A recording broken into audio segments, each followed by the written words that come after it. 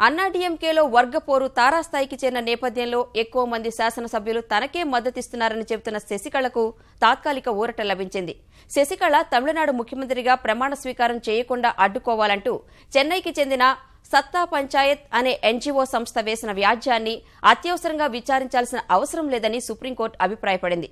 ప్రధాన న్యాయమూర్తి justice JS Kehar నేతృత్వంలోని జస్టిస్ ఎన్వీ రమణ, డివై చంద్రచూడ్లతో కూడిన సుప్రీంకోర్టు బెంచ్ ఈ అంశంపై అత్యవసర విచారణ అవసరం లేదని తెలిపింది.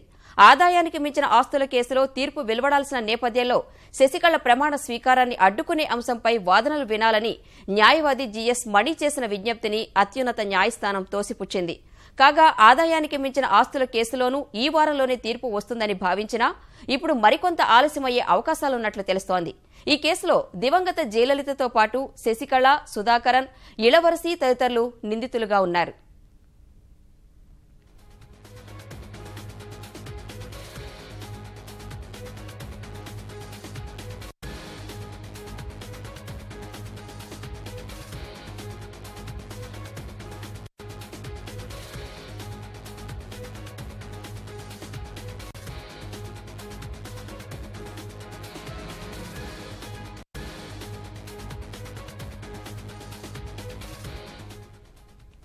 అన్నాడీఎంకేలో వర్గపోరు తారాస్థాయికి చేరిన నేపథ్యంలో ఎక్కువ మంది శాసనసభ్యులు తనకే మద్దతిస్తున్నారని చెబుతున్న శశికళకు తాత్కాలిక ఊరట లభించింది.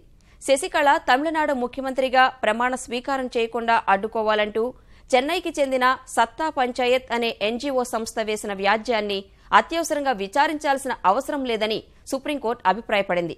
ప్రధాన న్యాయమూర్తి జస్టిస్ జేఎస్ కెహర్ నేతృత్వంలోని జస్టిస్ ఎన్వీ రమణ, డివై చంద్రచూడ్లతో కూడిన సుప్రీంకోర్టు బెంచ్ ఈ అంశంపై అత్యవసర విచారణ అవసరం లేదని తెలిపింది. ఆదాయానికి మించిన ఆస్తుల కేసులో తీర్పు వెలువడాల్సిన నేపథ్యంలో శశికళ ప్రమాణ స్వీకారానికి అడ్డుకునే అంశంపై వాదనలు వినాలని న్యాయవాది జీఎస్ మణి చేసిన విజ్ఞప్తిని అత్యున్నత న్యాయస్థానం తోసిపుచ్చింది. కాగా ఆదాయానికి మించిన ఆస్తుల కేసులోనూ ఈ వారంలోనే తీర్పు వస్తుందని భావించినా ఇప్పుడు మరికొంత ఆలస్యమయ్యే అవకాశాలున్నట్లు తెలుస్తోంది. ఈ కేసులో దివంగత జయలలితతో పాటు శశికళ, సుధాకరన్, ఇళవరసి తదితరులు నిందితులుగా ఉన్నారు.